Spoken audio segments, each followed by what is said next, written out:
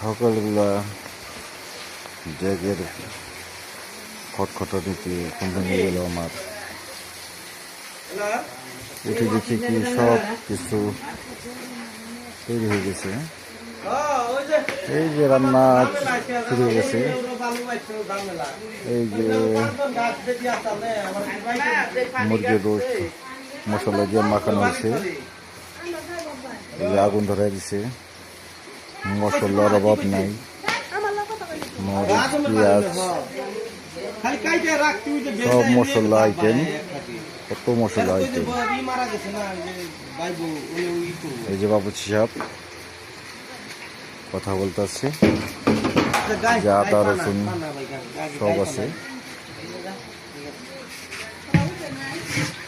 এই যে মুরগির রোস্ট ভাজবে, এখন ভাজাভাজি করবেন না?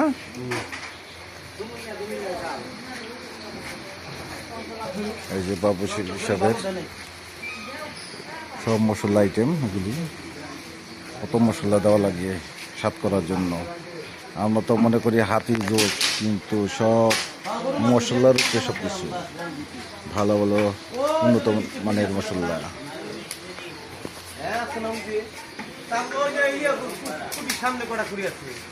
তারপর হাতির জোশ আছে, এই যে গরুর বোনা শুরু হয়েছে,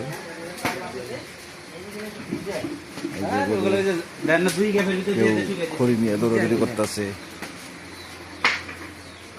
কেউ গরু গোসল করাইতেছে। ওই যে আমাদের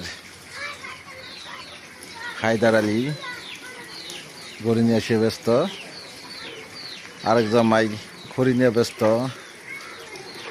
আর সবাই কাজ নিয়ে ব্যস্ত।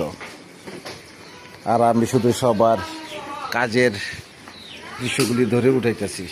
এই যে আমার ভাবি, যার ছেলে বিয়ে, সেও কাছে আছে, কিন্তু জ্বর আসছিল না ভাবি? জ্বর কমছে? রাত্রে আবার ছিল, আবার কিভাবে কমলো এত তাড়াতাড়ি? ও, আবার উঠবো নাকি সামনে? ও, উঠলে ভালো, কভারের মতো জিনিস আছে আমাদের কাছে, সমস্যা নাই। ইনশাল্লাহ সুন্দরভাবে খাবার দাবার যেন আয়োজন করতে পারি আমরা। আল্লাহ হাফেজ, আসসালাম।